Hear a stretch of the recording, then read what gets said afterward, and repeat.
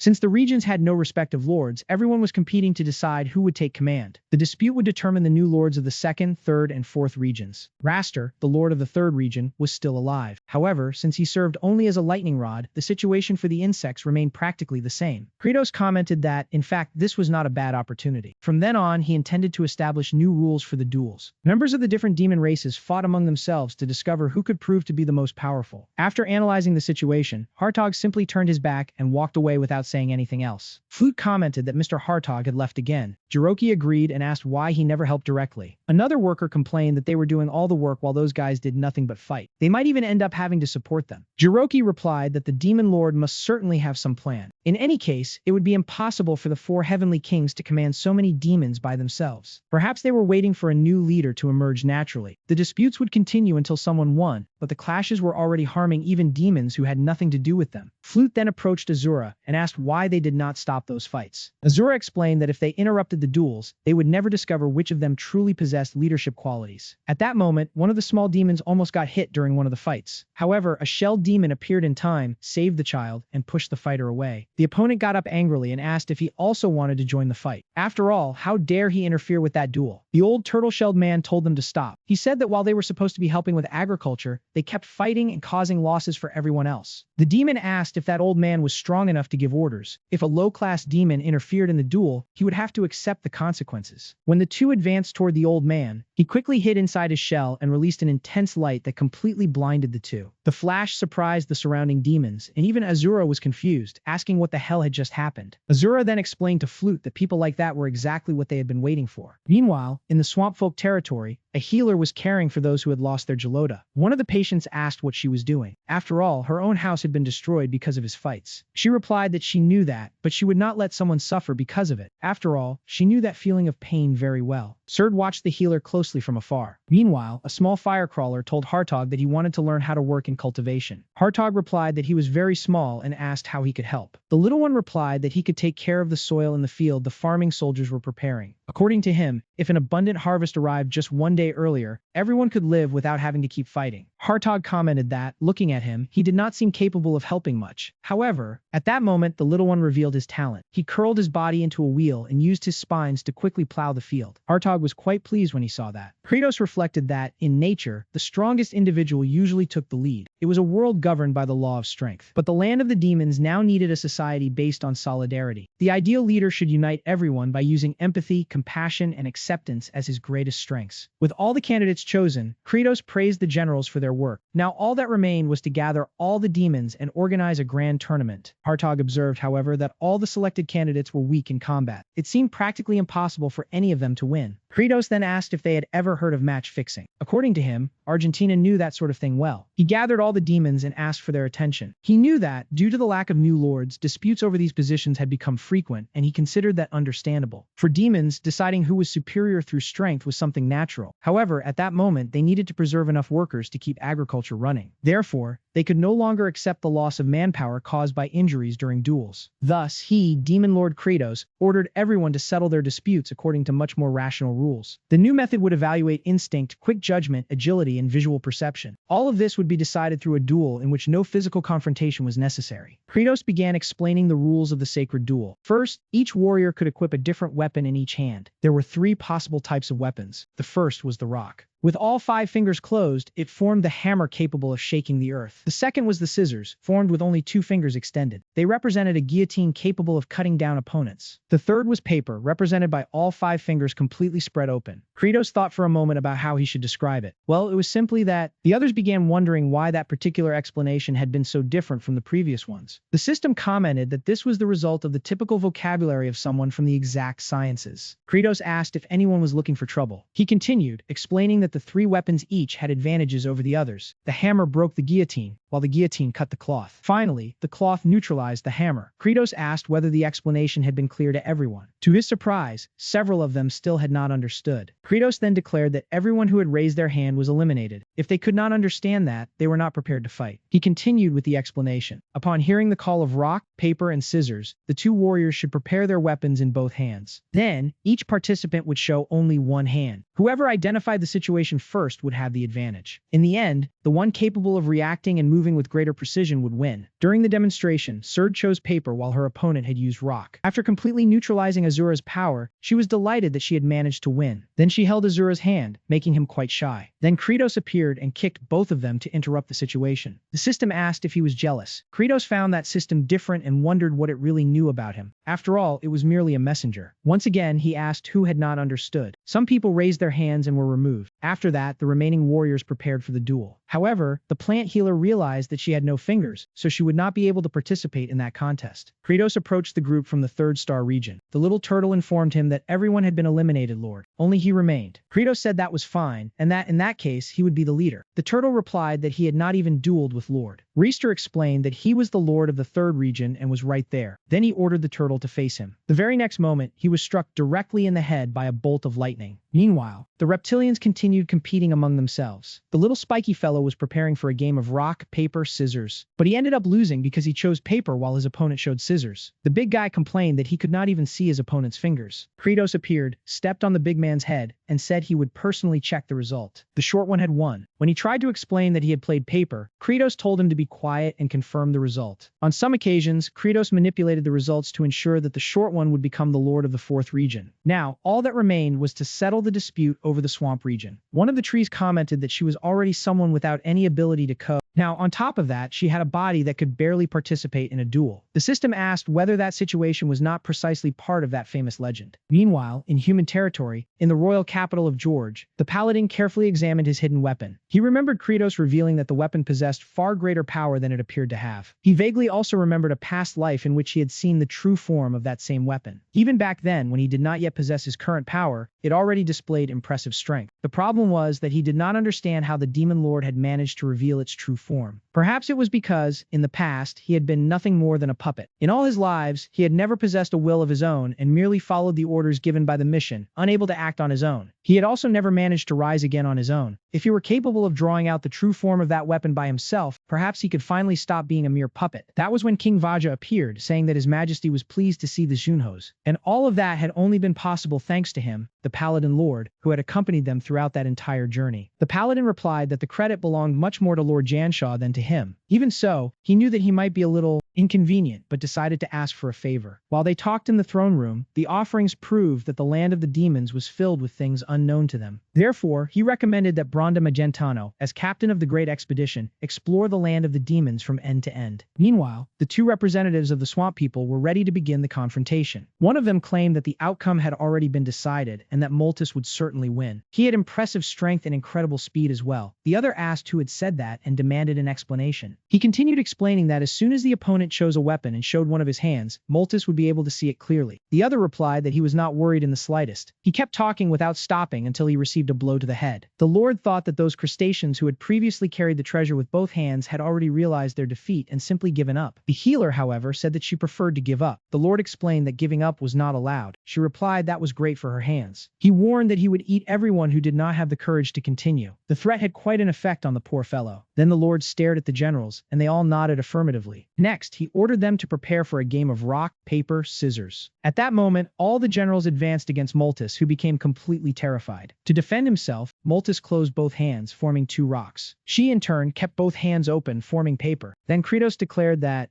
was the legend, someone who won before even making a move. There was no need to continue the duel. The lady of the second region would be the Cabbage Girl. Not only Kratos, but the generals also showed respect for that decision. Carapaça remembered that he had also defeated the opponent who used scissors in both hands. Kratos replied that it had only been luck. Malchius insisted that the contest should be held again. A moment earlier, the four generals, they asked if he had gone mad and demanded proof. They also provoked him, saying that he was asking for trouble. Malchus then apologized to the lords. Kratos declared that the lords of each region had been chosen through a fair and sacred duel. All demons were required to obey the orders of their lords. Furthermore, from then on, all disputes over superiority would have to be decided by rock, paper, and scissors. Everything would take place under the supervision of the Lord and the four generals. Anyone who broke this rule would be officially executed in the name of Lord Kratos. The system commented that this was basically a dictatorship. Kratos immediately denied it, saying no, no, no. According to him, it was extremely democratic. The system replied that surely many demons would still be quite dissatisfied. Kratos did not care about that. The demon's culture was completely disorganized and needed to change somehow. He would plant the right seeds, and even if the current demons never saw the results, their descendants would know the fruits of his efforts. The system confirmed that this would indeed happen and declared its support for Kratos. Kratos asked what he was doing. After all, he had been trying to cause trouble not long ago. He replied that this was precisely his main function. Finally, he explained that they would finally begin the Three Sisters cultivation method, which was already prepared. The demons from the fourth star area expanded and prepared the fields, advancing quickly alongside little Yoshida and his minions. The first crop they chose was corn. Since there were many plant-type demons with several hands, the work presented no major difficulties. The healing ability of the Cabbage Girl Nox greatly accelerated the growth of the corn. When the plants reached the size of a finger, they planted beans around them. Beans fix nitrogen in the soil and act as protection for the corn. They also help restore the nutrients that corn takes from the earth. Then, pumpkins were planted along the edges of the field and spread across the ground. Dumba, the old turtle lord from the third area, and his relatives acted as reflectors, controlling the amount of sunlight. The three sisters were fragile on their own, but together they could survive in the arid land. It was a true miracle of solidarity and cooperation. He raised his eyes to the sky and noticed that the air was becoming humid. Soon, dark clouds began to appear. Even though it was the land of demons, apparently weather changes existed there as well. Later, the animal finally managed to sleep. The weather was humid and hot, making the place even more unpleasant. That was when he noticed something important. The environment was humid and hot. Without wasting any time, he ran to the cornfield and activated Blood Sight. The system warned that the corn was being severely affected by a fungus. The forecast was that, before long, the spores of that disease would spread rapidly, putting the entire crop at risk. Kratos realized that he had let his guard down for a moment. It was Circospora leaf spot. Meanwhile, at the entrance to the abandoned land, there was the Deep Sleep Forest. Magentano's expedition advanced through the forest carrying torches, but they still had not found anything. The group was completely lost. They had already traveled through a large part of the forest, but still had not encountered any danger they considered worthy of attention. One of the warriors asked whether they should set up camp there. Branda explained that the terrain made it difficult to defend against monsters and decided they should leave the forest first before considering it. He ordered everyone to remain alert, as this was an extremely dangerous demonic region. Meanwhile, Kratos was informing everyone that the corn had been hit by a plague. From that moment on, they would immediately begin a quarantine program. There was no way to save the plants that were completely contaminated by the fungus, so Kratos ordered Seer to cut them all down. The agricultural troops gathered to deal with the situation while the fire predator. To prevent the spores from spreading, all the corn that was cut had to be burned. Nox reported that many other plants were already showing signs of the disease. For now, she could protect them using her healing ability, but she would not be able to maintain the effort for long. Kratos was quite concerned. Flute asked why they were burning the corn and whether that would not make the demons go hungry again. Asura told her not to worry, saying that the demon lord was deeply focused on finding a solution. Whenever he became like that, he always ended up finding a way to solve the problem. Kratos needed some disinfectant to spray the plants, but it was impossible to imagine that something like that existed in that world. Then he thought of a chemical substance capable of stopping the fungus from breathing and preventing its cellular activity. He knew that. Why did something like that exist in the game? It was the condition that appeared in Blood Paladin, fungal infection, and the antidote for it was Flaming Musician. Kratos ordered Asura to take the demons from the second star area to climb the swamp of degradation. They were to collect as much of the moss that glowed red as possible. Asura told the little girl that she had already warned her about that. Then, he ordered the demons from the second area to accompany him. He would return to the swamp. Flute asked if he would be alright. Surge replied that he certainly would. After all, he was one of the 4 generals, and there was no reason to worry. Flute admitted that she had been a little cold and asked whether the two were not dating. Surge immediately replied that of course they were not, girl. Kratos asked what that was about, but realized she was right. Then he replied that it was complete nonsense. Kratos asked Hathor to organize the shifts so that Nox and her subordinates would not become exhausted. Then he would quickly head to the castle ruins to look for something. As he walked there, he thought that he never would have imagined situations like that could happen so frequently. He needed to be prepared for any danger, whether related to agriculture or the game's own settings. Meanwhile, Branda approached a pyramid-like structure located in the middle of that enormous forest. One of the soldiers commented that he did not know they had enough intelligence to build something that large. That side of the structure seemed to have a hole in it. Branda warned that it would be better not to touch that structure. Even so, the warrior decided to touch it. At that very moment, some magical force reacted. The life force of the soldier who had touched the structure began to be drained. Soon afterward, the reaction reached everyone else as well. Even the expedition commander was affected. The structure reacted and caused an enormous pillar of light to appear. Kratos was intrigued and wondered what it meant. He had never seen that effect in the game. That place was certainly the deep sleep forest, so something could only be emerging from there. At that moment, Branda looked at the ground and noticed something on top of the pyramid. It was a demon. The demon woman then spread her wings. Enveloped in darkness, she descended to the ground and began writing with magic. A message thanking the humans appeared in the air. The life force of 10 of them had been enough to break the belt restraining her. Branda asked if that was the dark-skinned woman with white hair and clothes capable of transforming into wings and a spear. She confirmed it. It was Artanis, the demon queen. Meanwhile, the demons gathered the flaming moss that grew abundantly throughout the swamp. Asura wondered if that moss alone would really be enough to help with agriculture. However, at that moment, the available moss ran out and the group decided to retreat. But then something unexpected happened. That was when Asura came across the mysterious female demon. Completely confused, he wondered where that woman had come from. Asura asked which region she belonged to, but the stranger completely ignored the question. Instead, she wanted to know why the 3rd and 4th areas were empty. Asura found her attitude insolent, especially since she was speaking so casually to one of the 4 generals. He explained that everyone was working in the cornfields and asked what she was doing there. Artanis, however, merely released her power and struck Asura directly. Asura was immobilized, while all the other demons around him were also restrained. Meanwhile, Kratos desperately dug through the ruins of the old castle. He was certain that the light had come from the sealed tomb, and he knew very well who was sleeping there. It was Artanis, the demon lord who had ruled before Kratos. In the game, she was a secret boss encountered upon entering the underground area of the tomb and possessed one of the highest difficulty levels in the entire adventure. Moderato had spent almost all of his own power using a spell to seal her. Even when she appeared before the player, Artanis was so weakened that she could barely move an arm. Even so, even during his 10th playthrough of the game, Kratos had needed 50 attempts to finally defeat her. Kratos realized that if she really broke the seal, the situation would be disastrous. Artanis was not an opponent who could be overcome simply through numerical advantage. Tired of digging with the shovel, he summoned the Thorns of Punishment to quickly remove everything blocking his path. At that moment, one of Nox's small subordinate plants collapsed from exhaustion after expending too much energy protecting the cornfield. And it was not the only one, as several others were also beginning to collapse from sheer exhaustion. Hartog did everything he could to help those little creatures and prevent the situation from getting worse. Jiroki detected the blight in another part of the field as well, leaving everyone extremely worried and unsure how to control the problem. It was precisely at that moment that Artanis appeared before them. Hartog asked if she was looking for trouble, as he would not accept anyone invading that field like this. However, soon afterward, he realized who was truly standing before them. Artanis asked why the castle had disappeared and wanted to know where Moderato was. Hartog immediately recognized that figure. It was Artanis, known as the Witch of Melody. He explained that Moderato, the lord responsible for sealing her, had already died. Now, the demons were ruled by a new demon lord named Kratos. Artanis then asked why everyone was wasting time working in agriculture. Hartog explained that it was Lord Kratos' will, as he wished to free the demons from the fate of a race forced to survive solely through conflict. As they spoke, all the generals surrounded Artanis and prepared to face any threat. Artanis declared that from then on, she would be the queen of the demons and ordered everyone to abandon agriculture immediately. As expected, the generals refused the order and advanced against her at once. With only a few movements, however, Artanis managed to overpower all of them using her blades. After that, she asked where Kratos was, making it clear that she intended to finish him off. At that moment, T-Bong tried to immobilize her using his freezing power. Artanis realized that a dragon could become a major problem. Considering it far too dangerous, she decided to neutralize it immediately. But at that exact moment, Kratos appeared and activated Moderato's heart. The barrier protected T-Bong and even caused the bands controlled by Artanis to turn against her. Kratos then appeared before her and calmly asked how Artanis was doing. Moderato, the demon lord before Kratos, possessed power comparable to his. In the past, he had been one of the 4 generals who served Artanis, the Witch of Melody. Later, Moderato challenged Artanis after absorbing the power of the other generals and used practically all his remaining energy to seal her voice. He also poured all his own magic into the seal imprisoning her body. Even so, he remained terrified of the possibility that Artanis might escape someday. Therefore, he gathered even his remaining physical strength in a single place and created a tool specially designed to contain Artanis. Kratos, however, took advantage of an opening and defeated Moderato, eventually claiming the device created specifically for the battle. That exclusive barrier against Artanis was precisely the artifact created back then, known as Moderato's heart. Artanis asked whether Kratos even understood what kind of barrier he was using. She warned that the 2 demons farther behind would end up in danger. Kratos immediately shouted for Serd and Baal to run to his position. The 2 ran toward the barrier, and Kratos quickly pulled them into the protected area. Once again, the barrier completely repelled the attacks launched by Artanis. Kratos explained that the barrier had been created specifically against her. Therefore, everyone except Artanis could pass through it freely. To provoke her, he quickly stuck his face outside the barrier, said a brief whoops, and hit again. As a result, Artanis received yet another response from the barrier right in the face. Kratos began provoking her again, saying that at this rate, she would never be able to reach him. In the game, without Moderato's heart, there was practically no chance of victory. Since ranged attacks also did not work against Artanis, that artifact was indispensable. They needed to attack directly, but crossing the barrier would make the blows even more intense. Therefore, the only option was to deactivate it. In the end, it only served to create enough time for someone to recover. As long as the barrier remained active, there would be no problem. Kratos told Artanis that they could talk civilly and asked what she wanted, since she had attacked his children for no reason. Artanis asked who currently held the position of Demon Lord. Kratos then introduced himself as the current Demon Lord. She declared that she would kill him and reclaim her former position. After that, she intended to invade the land of humans again. Kratos said that plan was outdated. Now, they would live through agriculture. In the end, everyone only wanted to eat and live in peace. If there was a war, his people would suffer as well, so it was better to avoid conflict and keep their bellies full. Artanis stated that it was impossible to grow anything on that land. Kratos asked if she thought his eyes were merely for decoration. Everything she saw had been cultivated by the demons. However, the corn was diseased and needed urgent treatment. Artanis had chosen the worst possible time to appear. She found the behavior of that young demon lord strange, as he saved his subordinates and even called them his children. Artanis commented that the new demon lord seemed completely insane. Kratos replied that, at least, he was less insane than an assassin like her. Besides, he told her to do something about that excessively revealing outfit. There were children nearby. She explained that her weapon simply had that shape and continued trying to justify the... Kratos replied that it was indecent. In any case, without destroying the core, she would not be able to attack them, so it would be better to go home quietly. Artanis said that she would invade the place alone. Kratos asked if that was what she wanted and calmly replied that it was fine. He then deactivated the barrier and told everyone to get back to work. Artanis attacked immediately, believing believing that Kratos had fallen into her trap, but of course, he had done it on purpose. The moment her hand passed through, Kratos reactivated the barrier and trapped her on the other side. Serd asked if they really intended to leave her in that situation. Kratos replied that he did not know, perhaps she would end up dying there someday. Flute approached, concerned about what was happening, and it seemed that the situation was getting. Artanis became even more irritated and began striking the barrier. As a result, part of her clothing shifted and left her skin exposed. Kratos asked what she was doing, reminding her that there was a child there. He told her to cover herself properly, and Artanis became embarrassed and quickly covered herself. Kratos asked everyone to take good care of the wounded and the healing team. They should not overexert themselves, as that could only make the situation worse. Artanis was surprised to realize that the demons were helping one another. To her, that was completely absurd. The next morning, under a scorching sun, Artanis was already suffering from the heat and thirst. Flute approached and asked if, on the way there, she had encountered a man with frightening eyes and a threatening appearance. Surge replied that perhaps she was exaggerating. If she looked more closely, that man even had a charm of his own. Flute agreed and said that, after all, she was his girlfriend. To her, it was only natural to consider him the most handsome man in the world. Artanis asked where she had learned to talk like that. Flute asked if Artanis was not worried about Asura. When she saw Surge calling Asura her companion, Artanis became even more thoughtful. She remembered the generals and companions she had gathered with the goal of ending the demon's suffering. Kratos' eyes were watering from staring at the sun for so long, as he needed to use blood sight. Then he noticed that several corn stalks were infected. It was a serious problem, and without the few, even with fungicide, there was no way to stop it. Cutting, burning, or trying to cure it did not work either. Everything had its limits, so he wondered where Asura was. The Blood Eye ability had leveled up, improving its performance as a reward for enduring that pain. The required time had dropped to only 100 seconds, while the analysis forecast had been extended to 7 hours. Kratos thought that was good news, but it did not help much at that moment. That was when he realized new information had appeared, considerably increasing the level of detail about the target's thoughts and psychology. Surd was taking care of some tasks. Then she switched places with Baal and approached Artanis. He asked if she had seen Asura, his companion. After all, he was not the kind of person who usually arrived late. Artanis asked why he was looking for him. She replied that if Asura did not appear soon, the crops would be lost. Artanis said that if the crops failed, they could simply eat the demons standing beside them. Surd asked if she really thought everyone was there just to play around. Kratos told Surd to be careful. The purpose of the attack was to strike Artanis, and when that happened, the barrier would disappear. Then he approached and asked why she had not eliminated Asura. Artanis replied that she had let him live because, in any case, his power would eventually belong to her. Kratos told her not to lie and activated Blood Sight to search through her memories and discover what had happened in the past. In the past, Artanis had led a force that managed to invade human territory. They had a perfect view of the castle where the king of humans lived. Moderato commented that it could hardly be called a war, since the humans were far too weak. Another general said that Artanis was far too powerful. Moderato agreed, remembering that she was the Witch of Melody. All it took was hearing the Demon Lord's song for everyone to lose the will to fight and kneel. It would have been a spectacle if she had used Instant Death Song. Another female general asked them to leave that for later, since the bodies would rot and could not be used as food. Watching the humans, Artanis began wondering if it was possible to solve the problem of hunger without fighting or devouring anyone. Perhaps they could learn to live like humans. She then ordered the army to suspend the occupation of the land of humans from that moment onward and for everyone to return home. Moderato asked the reason for that decision. Why was Artanis concerned about the starving demons of that land? She asked if he had forgotten her promise to create a society where demons would not go hungry and would not need to devour one another. That was why they were returning to, and asked if they could not try working in agriculture. Of course, Moderato was extremely dissatisfied with that decision. Artanis, however, could not make agriculture work on that land. Suddenly, Moderato called out to her from deep within the deep sleep forest. When she approached that mysterious pyramid, she realized that all the other generals, Largo, Andante, and Velos, were dead, their hearts removed. At that moment, Moderato suddenly appeared and sealed Artanis' mouth. He celebrated, saying that he had finally managed to silence her voice. Unable to speak, she had lost her powers. To him, she was now nothing more than a weak witch. Artanis, unable to understand the situation, wanted to know what he was doing. Moderato explained that he had originally intended to put that plan into action after easily conquering the human lands. However, he had changed his mind. Now he would eliminate Artanis, take over as Lord, and then attack the humans. Artanis immediately tried to flee and spread her wings to escape. However, the dry trees caught her. Moderato had chosen that location precisely for that reason. Before she could escape, his blade stopped her and left her cornered. Moderato declared that demons possessed absolute power to destroy and dominate. To him, making them work in agriculture was absurd. Artanis used magic to remind him that he had promised to help her save the demons and had said he would remain by her side. He replied that, since she was little, he had always considered her peculiar. Despite being the most powerful demon, she remained extremely naive. According to Moderato, that was the true nature of demons, but before he could finish, Artanis struck back with all her strength. Even so, Moderato survived because deep down she did not want to end his life. She insisted that it was unnecessary. After all, the two of them were friends. Moderato replied that the others also lived thinking about eliminating him. To him, no demon would remain loyal to someone so naive. It was then that Artanis realized her mana was rapidly escaping. Moderato was transferring her vitality into that mysterious pyramid. Soon, chains emerged from the structure and bound Artanis. That was how everything had happened. She asked Kratos how he could be certain that his own subordinates would not try to betray him. He simply replied that he was the demon lord. Artanis asked if he had merely read about it. She knew that demons neither trusted nor cooperated with one another, and believed that his subordinates were also waiting for an opportunity to betray him. Kratos then asked whether she had asked them directly, the four deceased heavenly generals, to find out whether they really intended to betray him. At that moment, Asura returned carrying all the musicians he had managed to find. Upon seeing Artanis there, he immediately prepared to attack her. However, all the generals stepped in front of Kratos to protect him, crossing the barrier despite knowing the danger. Artanis was completely stunned by their actions. Kratos told them not to worry and ordered everyone to cross the barrier. With great care, they crossed to the other side and took up their positions again to protect him. As soon as Asura crossed, Flute ran to him and hugged him. Kratos then asked if Artanis finally understood. This too was the true nature of demons. Even while deeply imprisoned, Artanis had declared that she would end the famine and recover their hearts. That was exactly what she had said that day. Kratos remembered it perfectly because he had been there. The generals shared that same desire. They regretted not having stayed with her until the end, but now they could rest easier. After all, they believed that Kratos would be able to fulfill the dream they themselves had failed to achieve. Asura apologized for the delay and explained that he had not managed to bring many musicians. The others were still alive, although badly injured. Kratos immediately ordered Nox to take the entire healing team and treat them. Hartog reported that the infection had already spread too far. That crop was practically lost. Then Kratos dispelled the barrier surrounding Moderato's heart. Asura said that perhaps everything would be fine. Artanis was known as the most powerful demon lord in history and was said to be cruel, but perhaps it was still possible to reason with her. When he was about to lose his strength, one of them begged Artanis to spare him because he needed to take that with him. Without it, everyone would go hungry. He could not bear the thought of seeing the children suffer from hunger. It was precisely for that reason that Artanis decided to spare his life. Kratos then suggested that they make a deal. First, he asked Artanis to let them remove that mask. She had worn it for so long that she might not even notice it anymore, but the mask made both eating and speaking difficult for her. Kratos could remove it. Artanis immediately asked what he wanted in return. Kratos asked her to eliminate all the fungi spreading through the cornfield. He wanted her to use her death song against the fungi. In his mind, he called it an ultra-eco-friendly pesticide, although he admitted the joke was terrible. Meanwhile, in George's royal capital, inside Azura's mansion, King Vaz asked whether the Paladin Lord still had not left the underground training grounds. Deo replied that he had not eaten or shown his face even once. Vaz already knew he was peculiar, but refusing the royal knight's recommendation to train that way indicated that he was seeking greater strength. The Paladin continued pushing himself to the limit, concentrating all his energy into the magical hammer. However, nothing happened. He could channel mana into the weapon, but no change appeared. Perhaps he really could not do anything without receiving orders from someone else. He did not even know how he had managed to survive until then, much less could he imagine how he would move forward from that point. He did not even know what he truly wanted to do with his own life. Then a voice from inside the weapon asked whether he wanted to discover the truth, whether he really wanted to know who he was. Meanwhile, in the field of, Kratos asked if she could really do it, Artanis. The instant death song. Artanis was given the title of Melody Witch because of the immense magical power contained in her songs. Among her abilities, the instant death song works exactly as its name suggests. Yes, she had enough power to eliminate the fungi. Then she asked if Kratos knew what that mask was. She had used all her strength, but could not remove it. Kratos asked if she knew about the succession of the Demon Lord. When a challenger defeats the previous Lord, he earns the right to take the position of the new Lord. When he defeated Moderato, Kratos inherited precisely that right to the title of Demon Lord, which passed to, and that mask could be removed as soon as he gave the order. She asked if he was not afraid of accidentally eliminating them all. Kratos replied that he would not do that. If he had truly wanted to, he would have finished them all off long ago. Besides, she more than anyone else wanted to discover whether that harvest would really succeed. Artanis agreed and accepted the deal. Kratos ordered everyone to move as far away as possible. There was no time to explain, so everyone had to leave immediately. Kratos took his position and announced that he would begin. The system still asked whether he really intended to do it. He knew there was no other alternative. If they did not make that decision, the cornfield would be lost. The system asked if he had not seen the memories. Artanis' voice and magic had been sealed for a long time, and once the seal was broken, her power could run out of control. Kratos knew that. The magic was so intense that he could barely observe it with blood gaze, but he believed he could withstand it. The system warned that it would be extremely painful. He thought that, in the end, the leader was always the one who suffered the most. Kratos warned Artanis that when he shouted, the seal would be released and the mask would fall. From that point on, her magic would run out of control. He asked her to try to remain conscious for as long as possible. If he failed, agriculture would be ruined. Artanis confirmed that she understood. Then Kratos finally released the seal on the magic. When she fell and the barrier dissolved, Artanis regained her own voice once again.